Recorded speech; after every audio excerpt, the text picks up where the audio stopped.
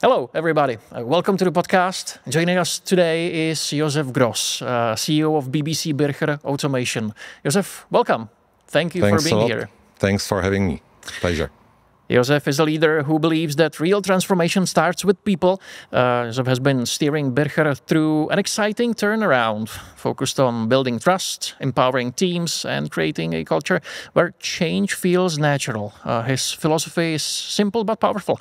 Say what you do what you say. It's this straightforward approach that's helping shape Bircher's new era of growth, energy and purpose. BBC Bircher Automation specializes in the design and manufacturing of smart control cabinets for a wide range of industrial applications.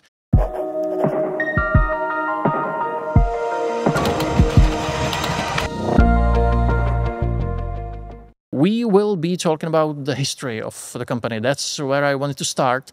BBC Bircher Automation has over 60 years of history. What would you say has shaped and this identity and development over the decades? It's impressive, I would say. Yeah, sure. I think the unifying factor is customer proximity and entrepreneurship. We are part of the BBC group, and our owner, entrepreneur Josef Gross, was known for finding the opportunities and through entrepreneurship, shaping it over the time. So obviously 60 years is a long period, but if there is something that one would say is unifying from the very beginning up to today, it's this customer proximity and entrepreneurship of the team that is leading this company. Of course, the company is from Switzerland, if I'm not mistaken. But now we are in Czech Republic, right? We are in your company here in Hranice na Moravě. When did it start? I mean, the transition to Czech Republic, because if I'm not mistaken, now it's more of a Czech company than Swiss company, right? Or well, we actually say we are an international company. Yeah, we are serving or partnering with companies that are typically Central European. The biggest markets for us are Switzerland and Germany. And how and why the transition happened, one of our key international partner decided to build industrial base in Hranice, Czechia. And they have actually asked us if we want to be part of this transformation or reallocation. And we have agreed, and that's why and how it all started. How would you rate this move? Well, obviously, as I sit here, and as we became, let's say, headquartered here, it's been successful. Actually, it wasn't intended like that at the very beginning, because it was supposed to be the production center of the group. But because as we have been close to the customers, as we have been executing projects together with the customers, we have been building the expertise here. And as we actually built the complete expertise here, it was obvious that we decided to stay here, and we feel happy about the decision, and we are glad to be here. Did you need to make some changes internally to make this move, as swift as possible? Well, obviously, it was coming in phases, and it was, in a way, gradual development, because at the beginning we had the two teams, the Swiss team and the Czech team. But as the production was developing, as the business was growing, and as the responsibilities here have been step by step reallocated, it was a process that one may say feels now natural, feels smooth. But obviously, I am fast forwarding 20 years of development, and just like any transformation, it had its ups and downs. By the way, it also included the COVID period. So you can imagine that nothing was super smooth, but looking back and as I said, fast forward 20 years, it feels like a natural, positive development. Obviously, we are here talking about transformation of this company, right? So that's something that I want to lean in a little bit more. What would you say was the hardest part of this transition? Well, the transformation is always something that majority of the organization resists. It's something that needs to be, let's say, supported by a vision. So at the beginning, there's a leader, there's a vision, and that needs to trigger and spark the leadership team. So I would say as I have done many transformations in the past, I would say the initial step is kind of always the same, finding the people that will go with you. If needed, bring somebody from outside to strengthen the transformation, the team for transformation. Sometimes it also requires to say, to somebody that, the role in the company has been completed and there's a time for change. Yeah. But then the toughest piece is pushing it through the whole organization, because obviously when you go down to the teams, everybody in the team feels like, yes, transformation, all good. But in the end, I don't need to transform because, yes, I've been doing it. Everything's fine. Why should I change? So I would say the transformation, and what is tough is, pulling it over time and making sure that, step by step, you have a buy-in and you're actually convincing majority up to the whole organization. Can you maybe elaborate a little bit more on the state of the industry right now? Because we were talking about it before we started this shooting, that there are some major problems, right? And you need to deal with that.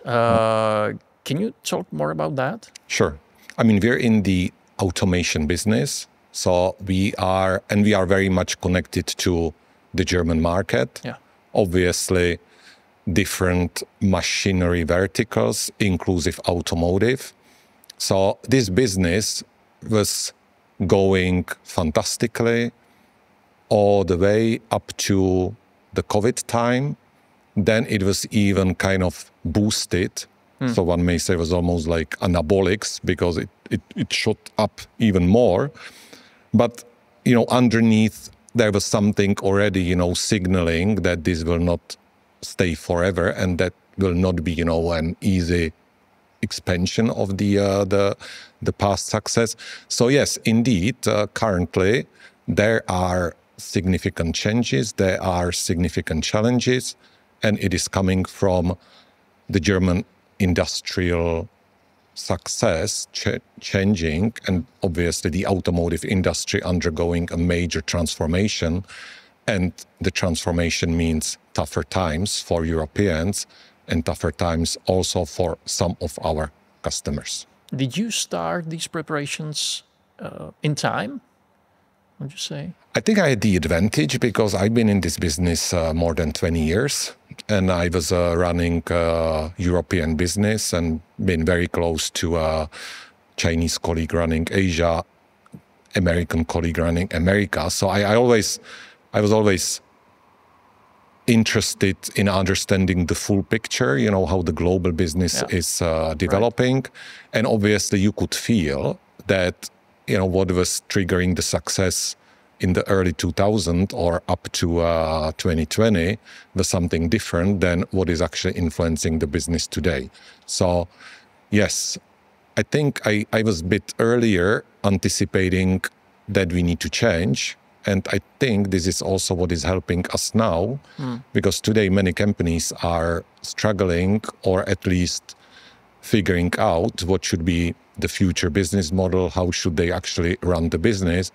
We've done this exercise 2-3 years ago, and because we have redefined how to go into market, we feel we are, better prepared, and even we are already seeing the results, the first results of what we have, decided to do different, and doing it, I guess, earlier than the rest of the market. What helped you see these changes or these signals that something is changing? Was it your experience? Yeah, I think first of all, I think I have a good network all over Europe. Okay. So, just exchanging with colleagues, partners, suppliers, competitors, that things are happening. So often the companies based in this geographical arena are somehow not seeing or not feeling the signals early enough. I think I had this advantage, understanding the business of our customers firsthand, and then being ready for, anticipating that we need to change, just like our customers are changing. So I think it was the network, the 20 years of, experience, expertise, and the knowledge base that allows you, independent when you're sitting and, what you're doing during the day. You connect with people online, offline, and get a feeling what's happening and what is driving the changes or what is driving the market. All right, so going back to the transformation as itself here in BBC Bircher, what was the first step that you had to make in order to things start moving, right? So what did you do? I was brought in early 2022. So for me, this was like the end of the COVID times. And obviously every company in our business was damaged because the supply chain crisis damaged the operations. Yeah, it was broken, right? Essentially. So it was destroyed. I mean, we had quite nice processes digitalized, but they were based on the quality of data and reliability of our suppliers. And this overnight disappeared. And because of that, missing quality, in other words, the data quality, we started improvising. So when I entered, I felt, the first thing is we need to stabilize the operation. Then we needed to look at the end-to-end process, from whom and how we are targeting the ideal customer profile and how we are, going after stabilizing the current partnership and going for the new partnerships. And then obviously how we execute our orders. So it was the transformation which was going from, stabilizing, then reviewing where we are, and then step by step going for other priorities as we have identified and stabilized something, and then move to the next. From my understanding, you had to readjust, I would say, the relationships with your customers, right? They had to change. Can you talk more about how? Yeah, I mean, actually, we have a diverse customers, partly diverse geographically, diverse with their focus, so which verticals they're targeting. And for example, we had a customer who was purely in automotive, and their value add was they were providing solutions which speeded up the production process. So when it was about backlog, their business was booming, but when it was more about we need orders, their business died. Yeah. So that's one extreme. But let's say overall, our customers have been changing, how they have been successful, and what we needed to quickly analyze, assess, and readjust was whom do we need to strengthen the relationship, and how do we need to, bring in another partners in order to keep the proper productivity, production utilization, in the end deliver the desired results that allow reinvestment, because we are, let's say, the company which always wants to be ahead of the others, which requires, investing and innovating. What about your sales process? I'm told that there were some changes too, in terms of people, in terms of process itself. Yeah, sure. As we touched the business development, let's say during the COVID time, the business development almost died because it was more like, surviving and maintaining the current relationships. So we needed to readjust, and that meant also, changing the profiles and the competencies of the business developers. Yeah. So we in the end made quite a radical change, which was, we needed to replace the existing business developers because they were more like a key accounts, and brought in the guys who had a clear target, which was hunting for new business. And that was the big change. Maybe also good to explain how is our process and how long does it take? Yeah, sure. Yeah. So we are in B2B, and typically it takes 6 to 24 months to actually identify, convince, and start the partnership. So obviously, it takes a little bit of time to judge if the current guy is the right guy, if the new guy will be the good guy. And still, that means another year plus until the business is up and running, because we start with prototyping, we start with smaller projects, up to going into the bigger one. So it's a quite challenging business to make sure that you have the right guys, and the right guys are actually delivering the right results. Would you say this is your most advantage to like finding the right guys, as you said, who will done the business development like correctly? And I think it's a very good point, and I think you hit the good element of success, because our business was traditionally rather reactive business. The companies have been happy with the customers they had. They added here and there a customer. More or less, the customer was looking for a supplier rather than, the supplier was looking for customers. And the people are maybe rather, I would say passive, right? Or yeah, it was more like, I wait until something comes, then, exactly. I offer. If the customer likes it, I deliver. And that's it. Job done, right? So now it's very different, because if you need to bring more business, if you need to grow your customer base, obviously it doesn't happen out of your office. It needs to be happening out there, close to customers, and for that you need also different profiles, because you need to smartly combine the online, offline ways of targeting and opening the new partners. You were also mentioning one of the hardest part was to actually solve the idea of this transformation to the people working here. Can you talk more about how did you do it? Was it again finding the right people, or maybe persuade the right people? What was it? I mean, I actually learned that the power of vision is the best trigger for those who have it in there, and you just, trigger, and then they follow you and then run next to you. So obviously you get the first guys quite easily, because you come in, you have a vision, and the vision is make this company, great again, so successful. The others, they actually follow you only if they understand that you're not just talking, but you're actually delivering. And that's the very simple claim: do what you say what you do. And if this is delivering results, then actually it's mainly job done, because then you are left with guys who probably, either will never make it or will decide they will never make it. How do you work on this on a day-to-day basis? Because I mean, this must be an ongoing process, right? Yeah, the beauty is if you have a agile team, which is used to working, very operational in a very agile way, every day brings something new.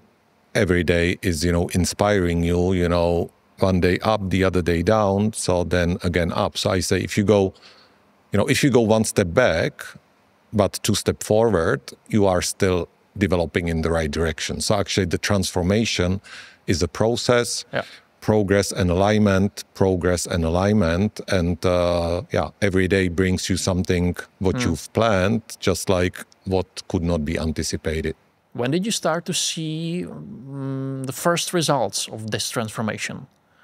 Well, as I've been going through transformations all my life, or at least my past 20 years.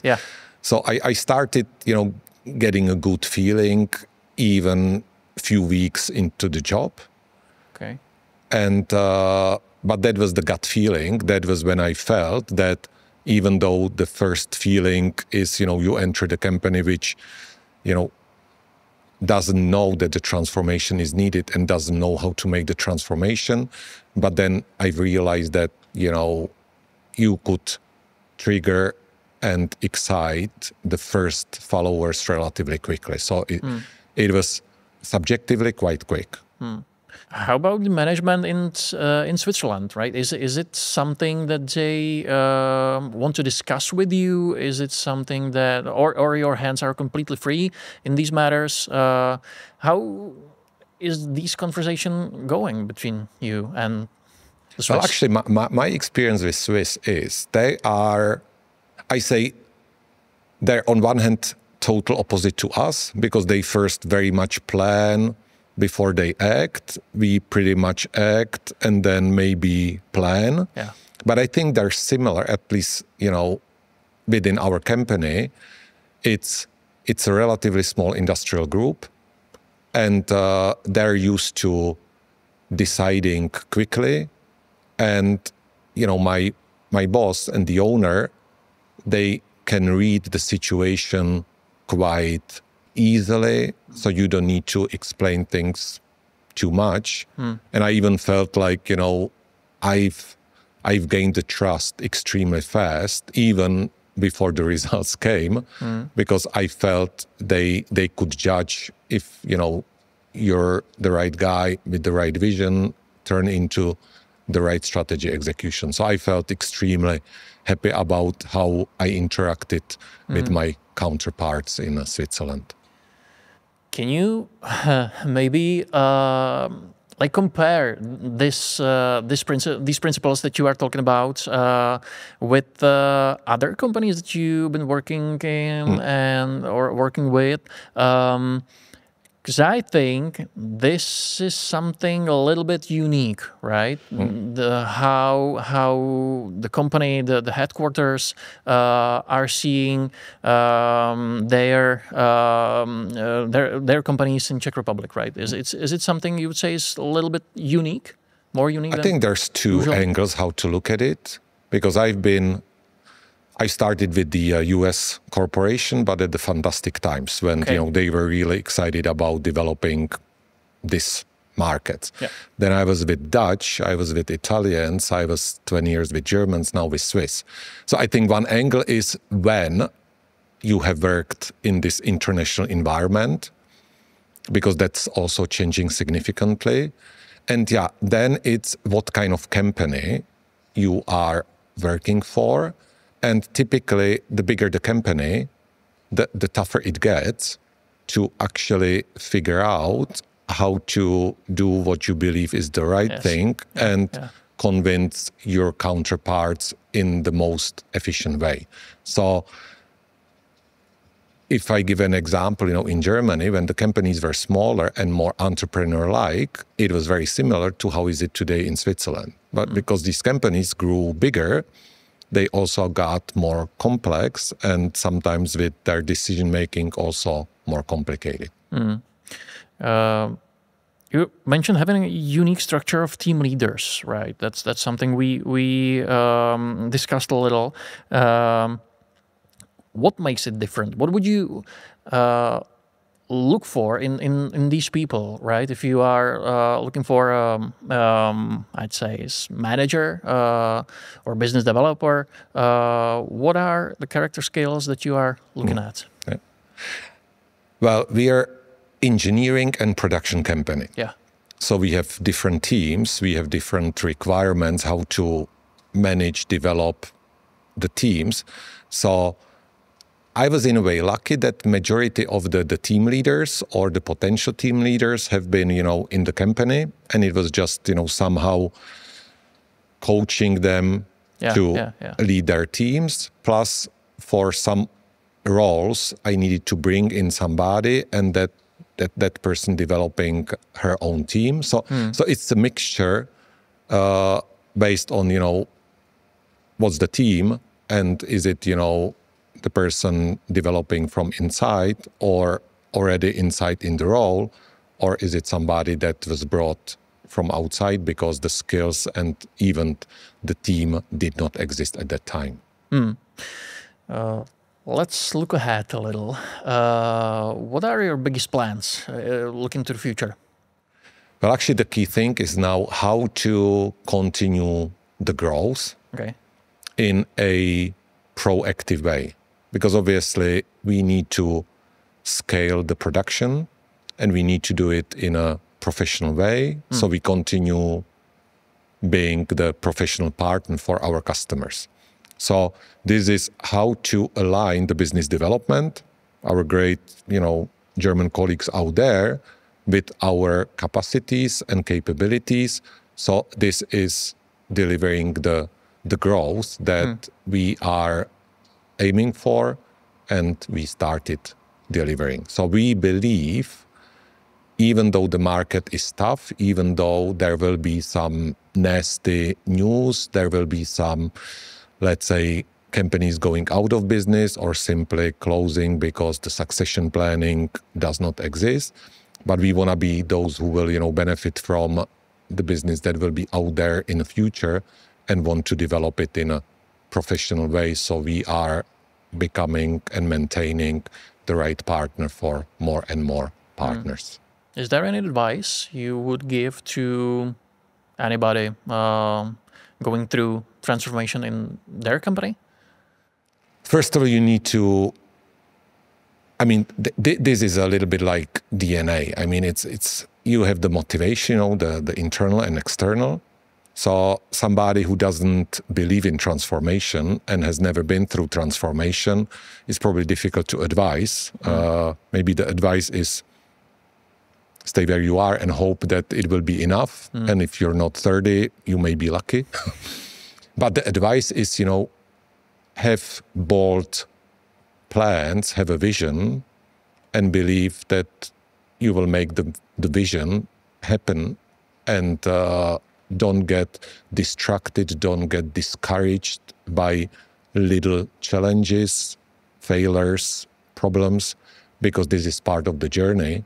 But if you believe, you've set the right vision and you have the right team to make it happen, it's, transformation is great if you want to deliver something in your role and you want to look back and say, it was something that we have achieved here.